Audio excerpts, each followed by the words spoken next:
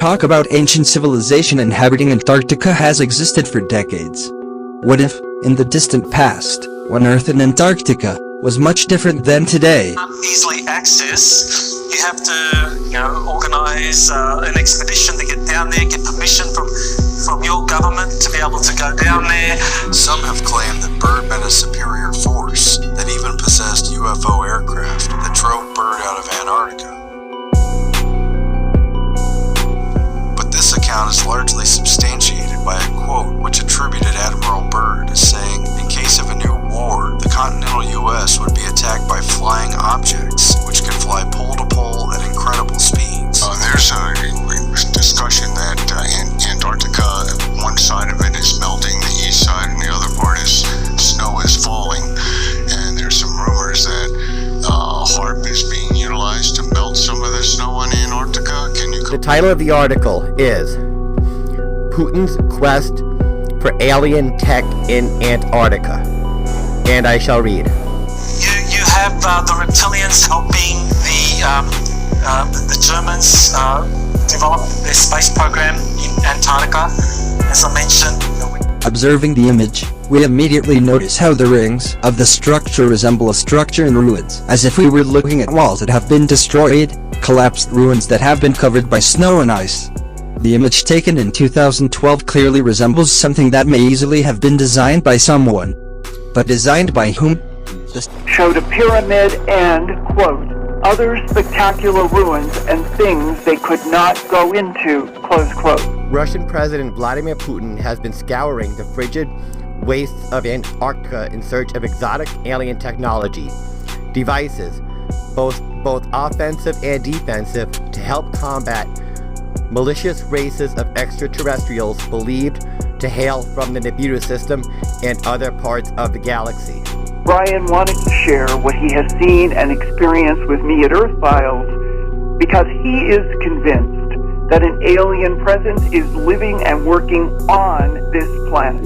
In 2012, American and French research teams conducting surveys inside the Triangle stumbled upon an underground structure rising from the seabed. A crystal-like pyramid. Its origin, age, and purpose completely unknown. And Emmanuel Velikovsky, he actually referred to a number of ancient historians from different cultures who talked about pre-lunar civilizations. So there were civilizations, according to the ancient historians, talking about Greek and Egyptian and Roman historians, who were aware that there was a time before the moon arrived here. During building an underground city for research under the ice at Greenland's Camp Century. The basic concept was simple. A system of 23 trenches would be dug into the ice cap and then covered with steel arches and snow.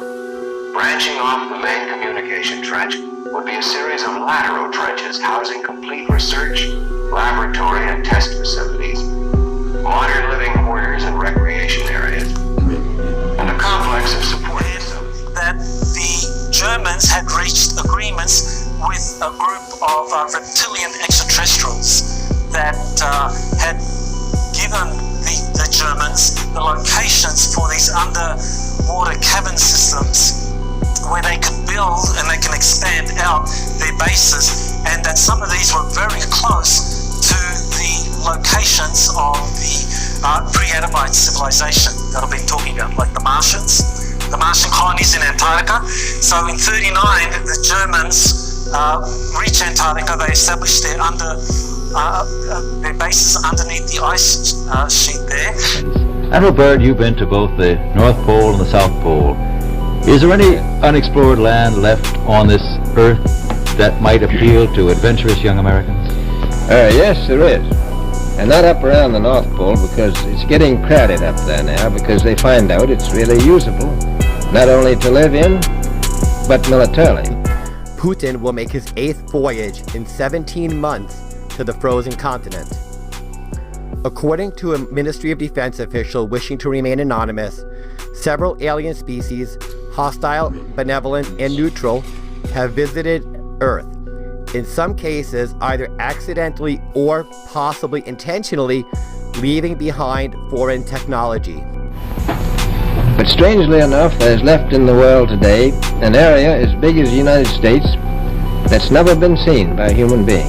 Bill Tompkins told me as a young man in early 1942, he was inducted into the U.S. Navy, where he was asked to make scale models from photographs of extraterrestrial aerial craft the various corporate Navy contractors had learned about through government intelligence operatives that included Nazi SS manufacturing of anti-gravity spacecraft. They discovered a cave mouth that seemed to wind into the depths of the Earth, opening into an enormous subterranean cavern with an ecosystem all its own.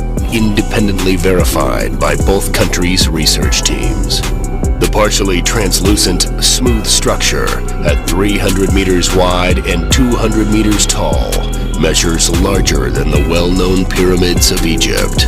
On top of the pyramid are two very large holes moving seawater through at high speeds that can cause massive surge waves and mist on the sea surface. Was a self-contained biosphere with a constant temperature of 83 degrees Fahrenheit, replete with warm lakes and streams and plant life.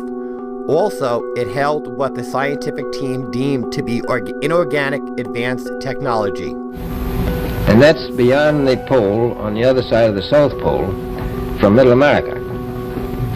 And I think it's quite astonishing that there should be an area as big as that unexplored. The first discovery, our source said, was a seamless metallic spherical object approximately the size of a large grapefruit. I quote him. The item was some sort of reactor. We believe generated power for the cavern. They determined it is capable of producing 20,000 megawatts of power, about 5 times more energy than the planet's most efficient nuclear power station. Could this strange energy source have an effect on passing boats and planes? Could this be the reason behind the triangle's mystique? Scientists are very intrigued by this once landlocked structure. Some hypothesize that the event that led to this ancient civilization's demise could be tied to the story of Noah and his ark. Tompkins also learned that behind Adolf Hitler in the Second World War, there were 2 different species of reptilian humanoids. One included what he called Dracos from the Draco constellation, about 12 light years from Earth, and known as a satellite of our own Milky Way galaxy. Russia's quest for cutting-edge technology did not end there. Over time, additional discoveries included a molecular disruption weapon that atrophies human flesh and another that causes spontaneous human combustion. According to Bill Tompkins, Navy intelligence learned that humanoid reptilians from the Draco constellation were manipulating Hitler to annihilate the Hebrews on Earth and populate the whole planet with blonde, blue-eyed Nordics that were another type of extraterrestrial under the control of the Draco reptilian.